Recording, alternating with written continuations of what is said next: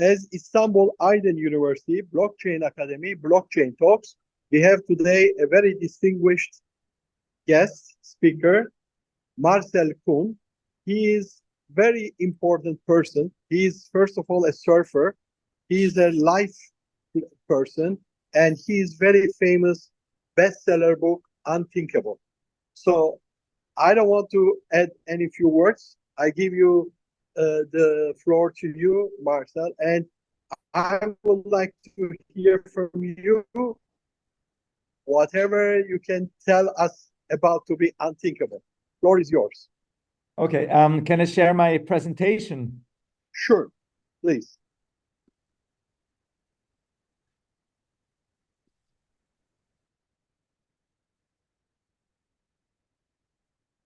Right, hold on. Just a second.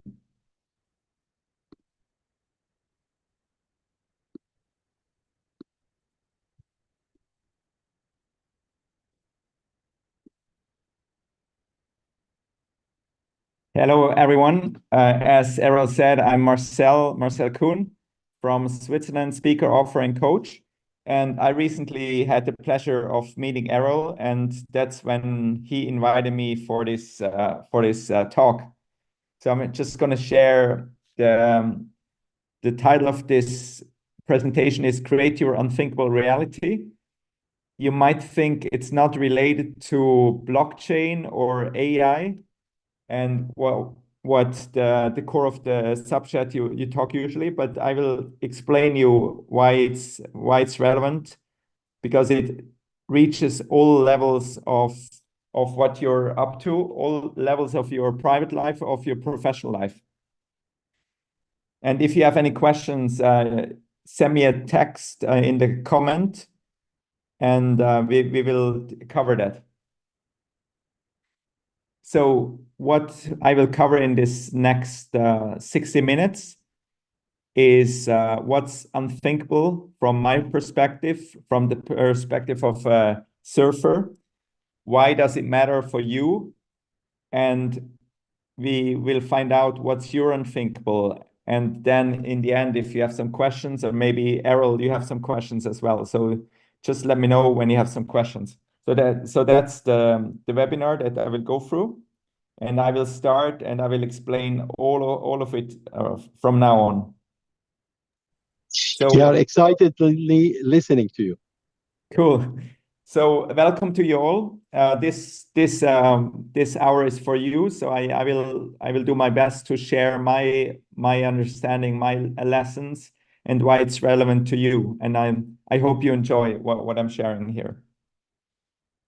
So I recently published a book. It's called Unthinkable: Life Teachings from a Soul Surfer. And it's all about how to do the unthinkable, how to catch your dreams, and how to live your best life in flow and in a lot of fulfillment. And this picture is the cover of my book. And all what I talk about, you can see on this picture. So this is a huge wave in Portugal, in Ericeira. I'm actually right now on a surf trip with my kids and my parents in Portugal. So I'm calling right from very close to this place. So why it's relevant to you? I will share all of this now. So what's unthinkable? And this is a really difficult question. And all the people I meet in my life, I will ask them, what's your unthinkable, or what's unthinkable to you? And it's so difficult because when something is unthinkable, you cannot think about it. So that's why it's impossible to explain what is unthinkable. But this is more a wordplay. It's about expanding your horizon, going outside of your comfort zone, and discovering what's beyond your limitations, what's beyond your comfort zone. So this picture shows a wipeout. A wipeout is when you're surfing, and I'm really a surfer. So I'm not just talking about surfing, but I'm actually surfing. So when you're living your life and everything is going well, and that's the same way as in surfing. When you're riding the wave, and you're thinking to yourself, everything is going amazing, and you're gliding down the wave, or you're living life at your best. And then suddenly the wave hits you and you fall. And this is called a wipeout. So when you fall, and this can happen in your life and as well in surfing. So the metaphor I talk about is always surfing.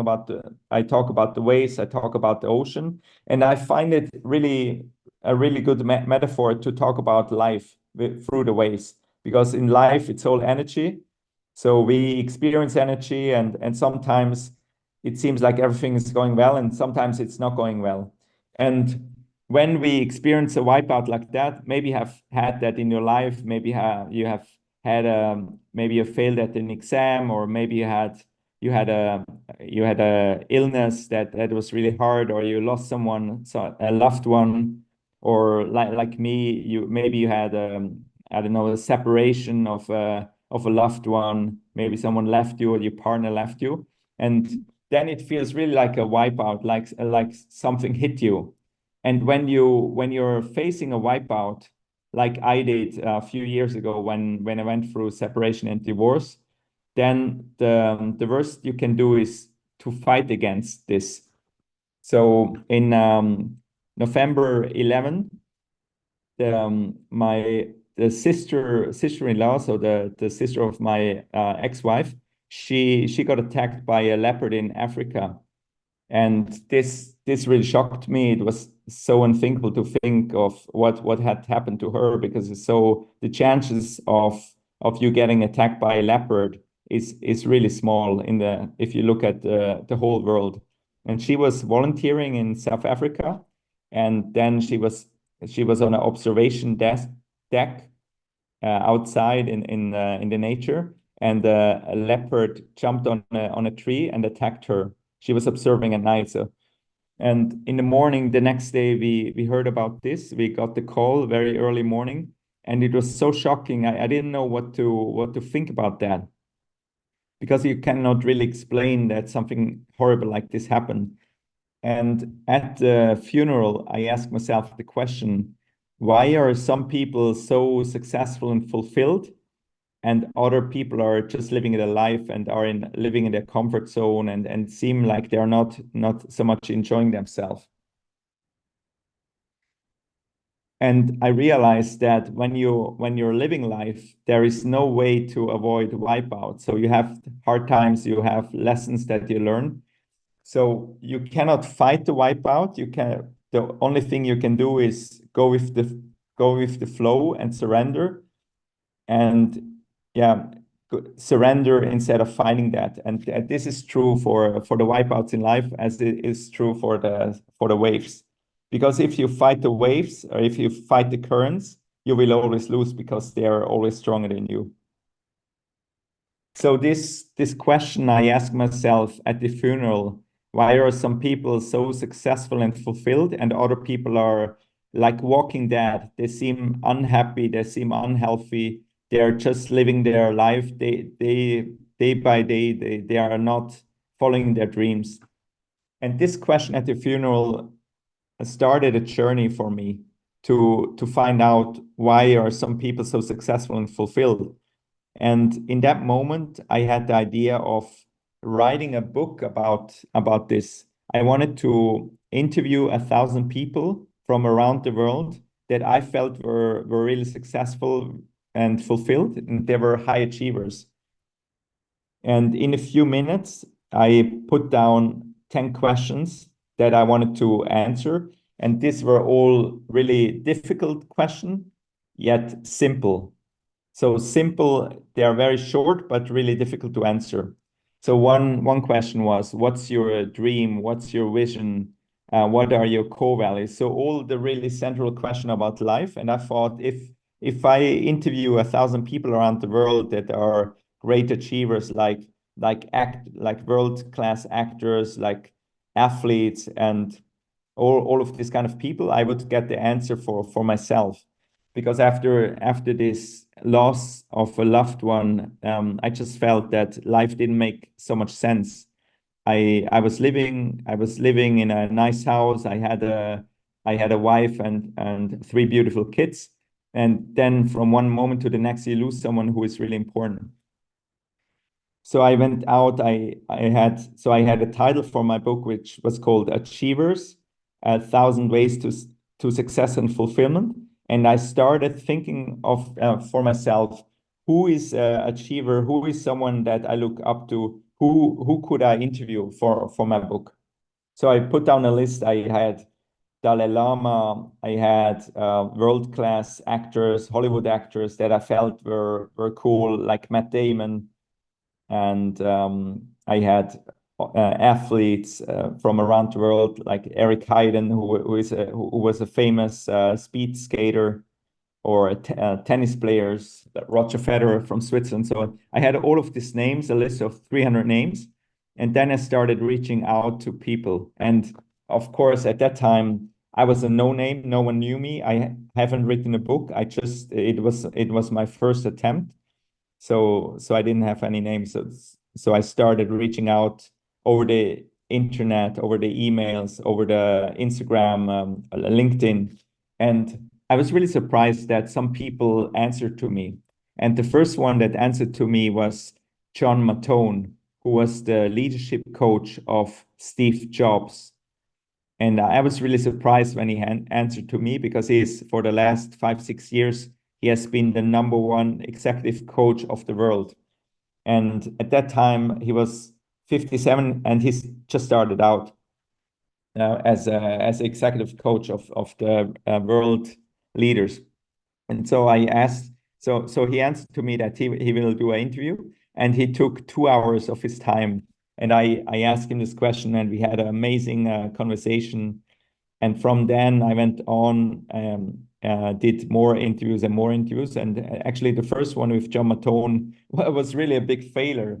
It was a success that he answered to me, but I was so excited and I was so unprepared that I asked him a question, but I didn't have a recording device. So I tried to take notes. And after 2 hours of interview, I realized that my notes were really not good.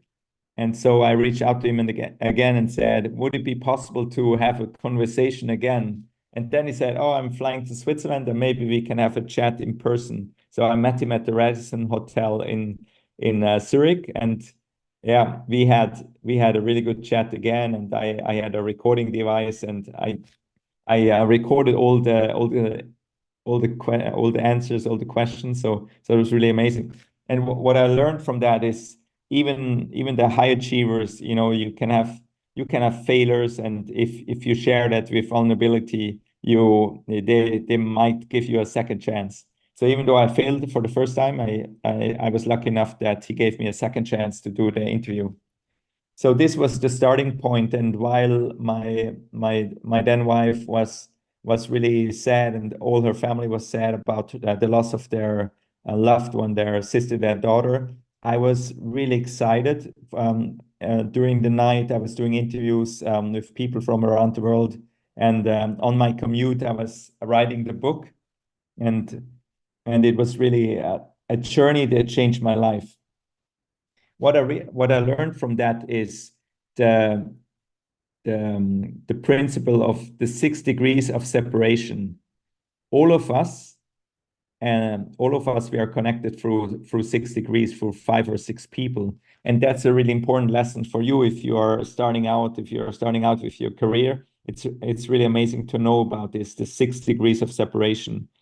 So if you want to reach out to a person that is important for you, maybe a mentor or someone that you can work for, you can think about who do you know that knows someone that knows this person, or maybe through five people you will have a direct contact with him.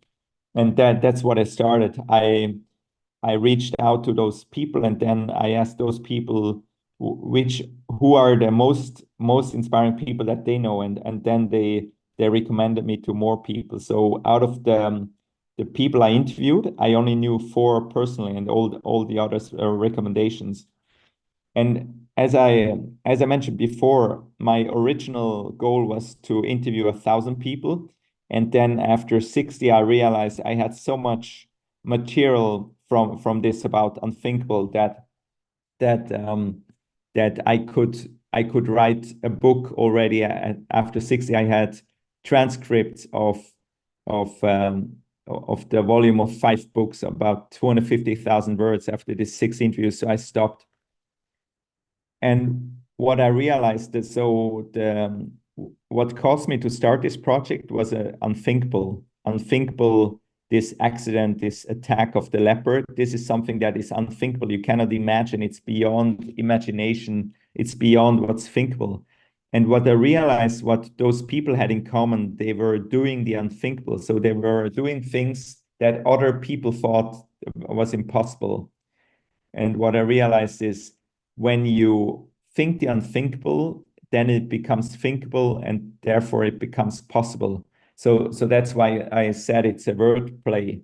So when you think about for yourself for a moment, what is unthinkable for you right now? What activity, what feat would be unthinkable for you now? And you can think for a moment what that would be for you.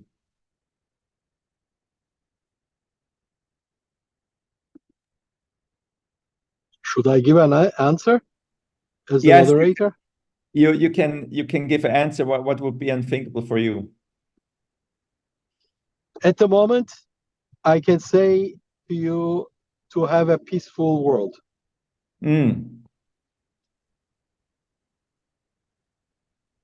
Yeah, that's really a big unthinkable. And what do you think is for you is unthinkable for you personally, Erol?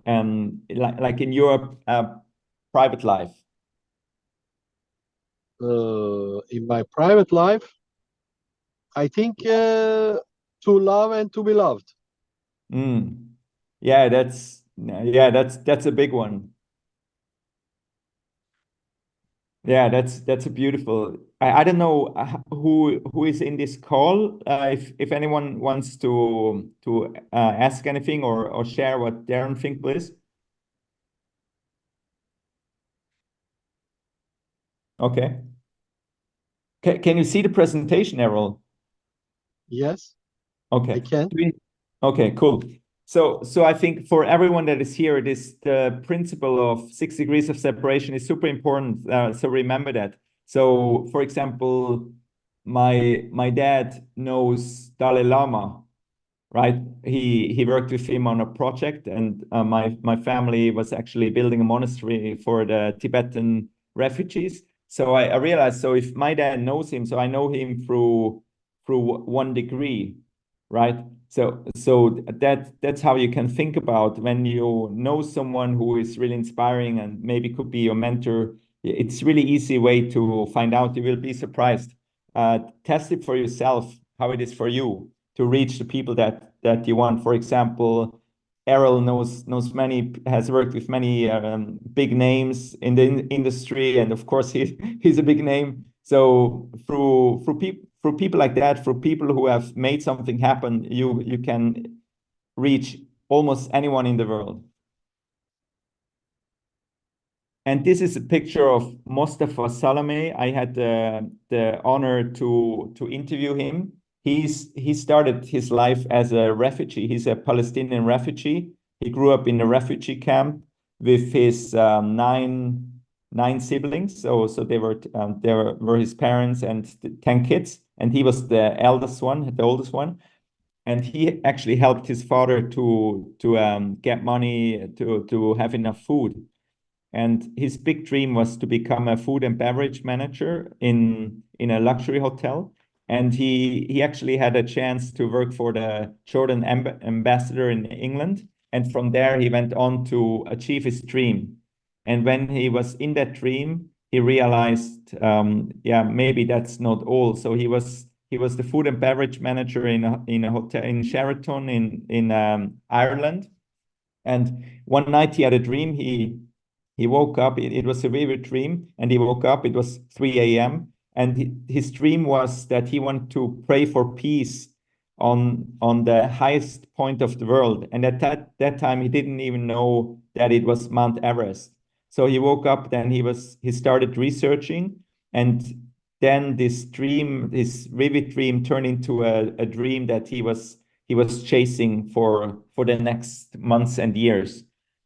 And by because he worked so hard to do that, the Jordan king came learned about this person, Mustafa Salameh, and actually sponsored him to climb Mount Everest. So he did the first attempt, he failed.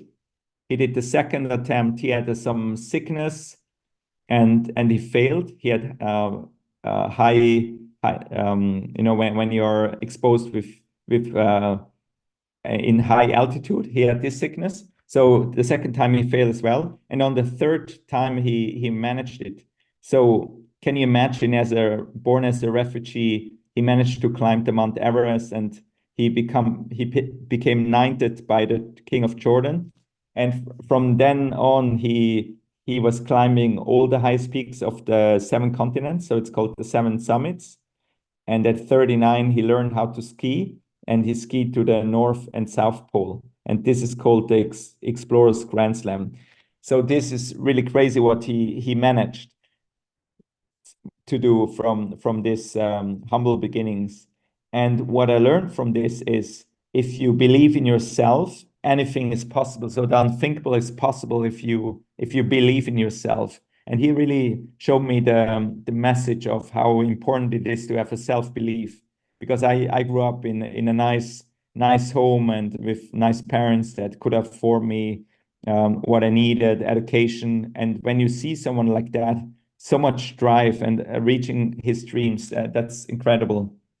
And what I learned from interviewing those people is that actually unthinkable is not about climbing the big mountains or becoming Olympic champion. It's really about finding what's your dream and making it happen, because the unthinkable is catching your dreams and making it happen. So that's what I learned from interviewing all of those people. And now I would like to talk about the logic behind unthinkable. So we have a conscious mind and a subconscious mind. And for me, unthinkable is it's unthinkable. So it's thinking beyond the logical mind, so beyond the left side of the brain. And so you have here a picture. Of course, it's ChatGPT created a picture that shows the two parts of the brain. So the left side of the brain, which is the process-driven brain, and more the right side of the brain, which is the subconscious, which is the creative brain, that is much wider and much faster. So I just want to share the left side of the brain, which is trained in our schooling, in our upbringing, in the military, in organizations. We are always focused on thinking with our left brain, with the process driven brain, it's more staying in the linear. So we are trained to do that. We use that brain, and we are seldom trained to use the right side of the brain and our intuition. But all the big achievers, all the people that do the unthinkable, they go beyond just the linear, and they create from the right side of the brain.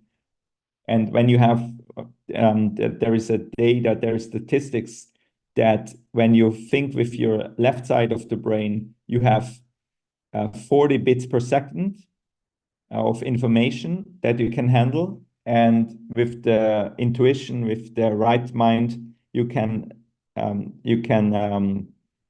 have 40 million bits of information per second. So you have the conscious mind, 40 bits per second versus 40 million bits per second. So when you think about what your body is doing at all times, breathing and healing and moving, and all the muscles that we have, over 600 muscles. So all of them are steered by this unconscious mind. So it's incredible what we can do when we drop into this right brain.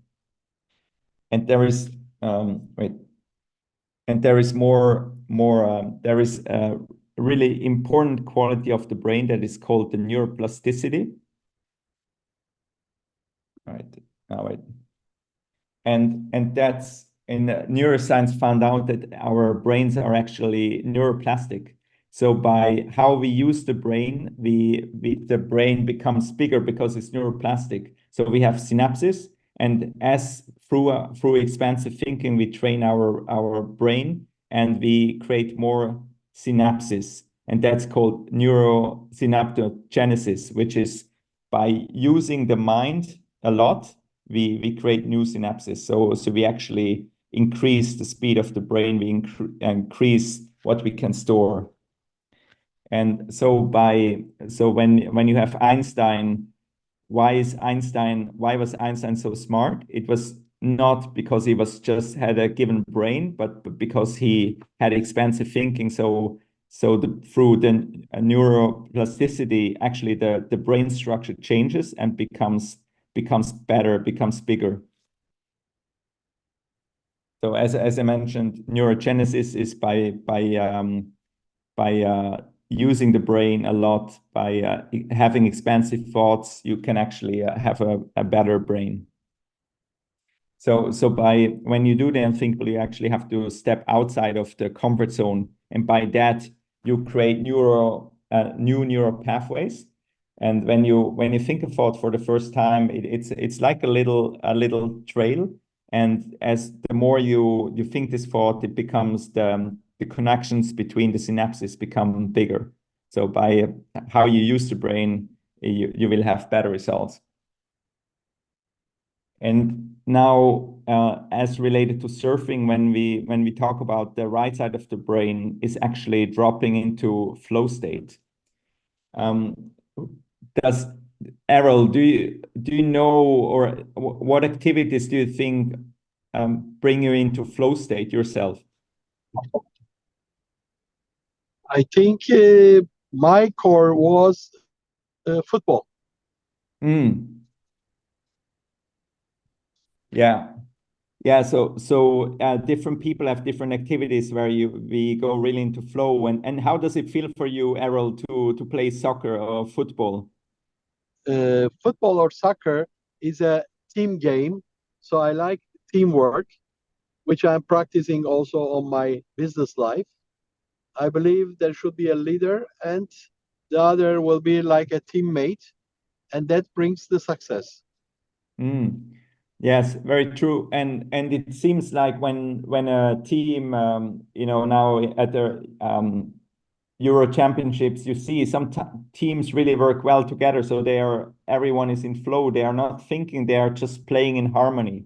So that's what this flow state, when you're actually not thinking with your left brain, but you're following your intuition. So you follow all the things you have learned in life. Maybe Errol, when you're programming or when you're creating technology, it can be the same. Some people, some software engineer, maybe they create like Mozart, they create a new piece of art and they are really in flow state, and it seems like time gets lost, and maybe you don't realize that you have spent 10 hours working on this software. So this is flow state, when you drop into your right mind of right side of the brain and just follow your intuition and bring all together what you've learned in your life. It's kind of accessing the wisdom bank of your whole life.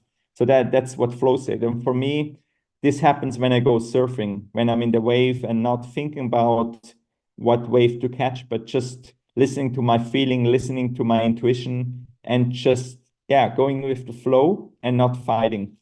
That's actually when the brain waves change, when the waves in the brain change.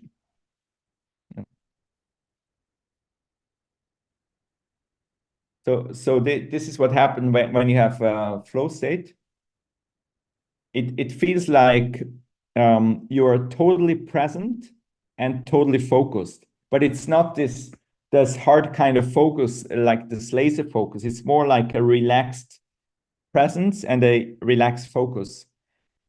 And you are totally aware of every action you take. You have a higher level of awareness. Yeah, and you lose this overthinking.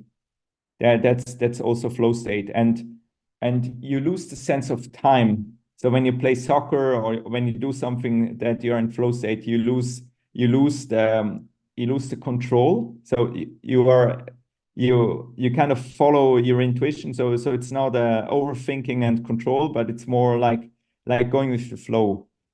And the time, I always tell my boys, the time is non-linear. You know, when you're in an exam, sometimes time passes really quickly, and when you have to do something that, like doing chores, it maybe feels like it's not, time is not moving. Or when I was in military, I was on guard sometimes, and then the 1 minute seemed like eternity when I had to stay on guard for 2 hours. So this is kind of the logic behind flow state. And this psychologist Chihai Mixai wrote the book about this. Well, what is flow state? And yeah, so this is the definition from him. So now I want to ask you, Erol, when was the last time you felt totally in flow? What were you doing then? I was in holiday Mm. and I was laying and relaxing. Yeah, yeah, that's a good one. Yeah, it's really for every person is different. For me, usually it's I love running. I love going running, and or when you're meditating, that also can be in flow or relaxing, just enjoying time, and maybe reading a good book. So that these are all activities that you can do that you're when you're in flow. This is really personal. That's So true. and so the brain waves are different. So also the activity of the brain. So the left side of the brain is really inactive. So it's more the higher frequency, so theta waves that you can get into this state as well with meditation or whenever you do sports like surfing or skiing or swimming or something like that. So these are the different kind of brain waves that are used then. So alpha and theta and the gamma waves. And what you see, it's a total relaxation. Time passes quickly, and also you change the kind of performance you can do. And why does it matter now for you? So I'm not really deep into blockchain, but I work a lot with AI. And so I think in these times where AI is growing so exponentially, it's really important to reach those flow states, to be in super creativity, because that's actually the genius of humans, to be in total creativity, to be in flow state. That's when we have the best performance. Does anyone have a question? As far as I see from the participants, no. But I have a Okay. question. When Yeah. you are talking AI, you know, artificial intelligence based on the data that the system receives. Mm-hmm. But in blockchain, it is also data you receive, but data is 100% secure. Mm-hmm. So therefore, all blockchain-based AI works better than normal generative AI, as far as I see. Yes, it's the Americans say shit in, shit out, right? When you because generative AI is just all the information from the internet was integrated, right? So we don't know what's if the quality of the data is good. But what I talk about with AI is when AI has the potential to replace the process-driven task, or the AI based on blockchain can replace the human tasks that are process-driven, like data entry or when I went through separation and divorce, I had a lawyer. I paid a lot of money for the research, but when you think about the data in a trial the rules are the same. So actually, the lawyer could have been replaced by AI, by artificial intelligence, right? So in the times of AI, it's really important that we work with our super creativity, so that we are in flow state. Then actually we are much better than AI in creating new things, new ideas, new stories, because we can actually create new things and not just use the past data and create something out of that. So the first point, the question was, why does it matter? So the first point was, with AI, it's really important to be more human than ever. So use our creative genius. And the second one is, when you're in flow, when you're doing the unthinkable, it's about performance. So through flow state, you have enhanced productivity. You are better at problem solving, and you can learn new skills much better. So when it's music or or anything, any new difficult skills, it's much easier to learn when you're in flow state. Or like martial arts, and anything is much easier to learn. So I mentioned this already. In times of AI, it's important to be really human. So what are your thoughts about that, about the comment, Erol? Do you have any thoughts to that? No, I agree in many points. There are also some points that I really believe that AI will change and revolutionize in many things, mostly in business side, as you said. I mean, in judicial, or in the mostly accounting, or data research and development. Yes, it will play a big role. Yeah, I think we both agree on that it is here. We cannot neglect it. We cannot say it's not happening, because it's happening, and many things are replaced. And I think some people are still in denial, like lawyers. They think they are so important. But when you think about what they do, is research, looking at case data, looking at other trials, and then trying to find like a good solution, which oftentimes is pretty similar to the other solution. So also a lawyer and also a doctor. A doctor today, he cannot know all the cases. He cannot know all the new research. I saw a study that there are 7,000 new articles each day in the American scientific journals for doctors, 7,000 per day. And if you're a good doctor, you read one article per day. That's a good doctor. So you will miss every day. You miss thousands and thousands of new information, new data points.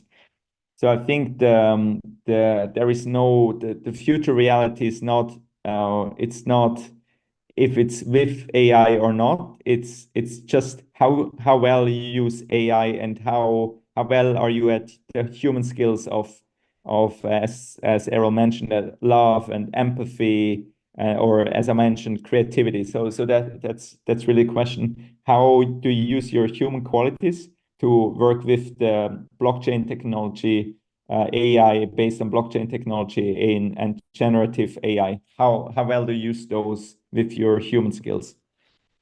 So the soft skills of leadership and empathy have become much more important now with these new technologies. So why does it also matter is, when we are in our left brain, we are in the linear and not in exponential, but AI is exponential. So here is an example. When you take 30 linear steps, you walk 30 feet, 30 meters. But when you walk 30 exponential steps, you get from the Earth to the moon almost.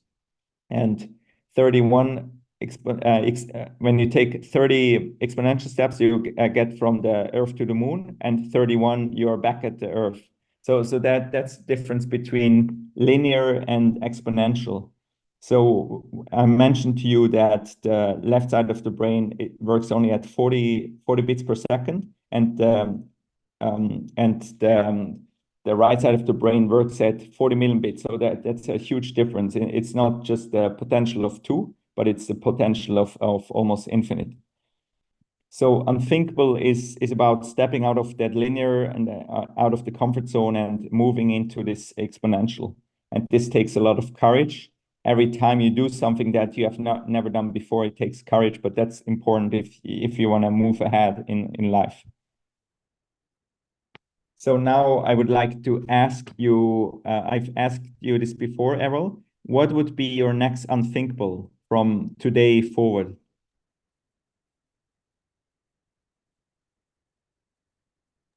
I think it should be a new world order that the people should have some common really items like UN SDG goals, I will say.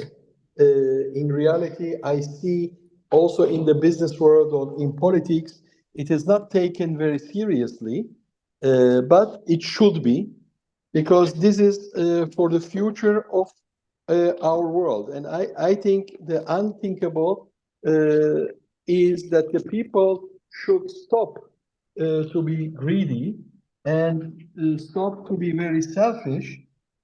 People should know how to share. Mm. Yes, I think that's a very good point. I think the one way would be to move away from ownership and go more to access, because when we look at like most properties are in the hands of the very few, and the others don't have access to that. So I think that would be a really a great unthinkable thing to do. But here we see we cannot do it ourselves. We have to move from the I mentality to the us mentality. So we have to do it together to solve the big issues, as you just presented, Erol. Thank you. So as I shared before, Unthinkable is not about climbing the big mountains like here, Mount Everest. It's not about that. It's more about finding what is your purpose, what is your dream, and making that possible. And me personally, I work with companies, with leadership teams and companies to help them to reach their unthinkable visions. And I work with individuals as well to catch a dream. So it's really about knowing what is your purpose, what is your great vision, what is your unthinkable, and then coming up with activities with steps to do. So the unthinkable steps each day. What can you do daily to reach your goals, your dreams? And for me, the goals often is more left side of the brain. It's more process driven, and dreams are usually bigger, but you can break down the dreams in smaller activities. So what is your purpose? What is your compass for you? And what I learned for myself on this journey of interviewing this over 60 people, I learned that it's really important to follow what excites you, because what excites you, and for me, maybe it's surfing on a private level, but I talk about surfing and flow a lot in my work, in my speaking, in my work with the companies, in the workshops. So what I learned is when something excites you, maybe it's programming blockchain technology, or maybe it's doing music, or maybe it's leading people to reach their. So I was talking about so for Unthinkable, it's important to think about what's your dream, what's your purpose, and then taking unthinkable steps daily to reach that. So it's really important to know what drives you. And I was talking about, for me, it was surfing was just a hobby when I started, but because it's something that excites me. It became a part of my profession, of my professional life, and in my speaking, in my writing, in my training. So for me, it was following your stoke, which a surfer talks about the stoke, which is excitement.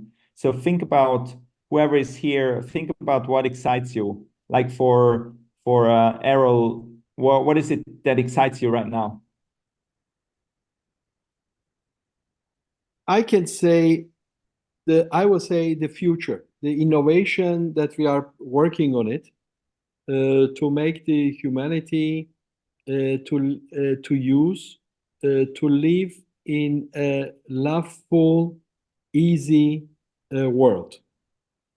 Yeah. So what you're sharing here is, so you talk a lot about technology, but I think the bigger purpose that you mentioned is more about the humanity in, so that we Sure. live well together and create this new reality. So the title of this presentation is how to create your unthinkable reality. And I mentioned before, we have to do it together. I think what you do, Errol, you cannot do alone. You need so many people together. But with that what I mentioned before, with this compass, following this excitement of making a positive impact.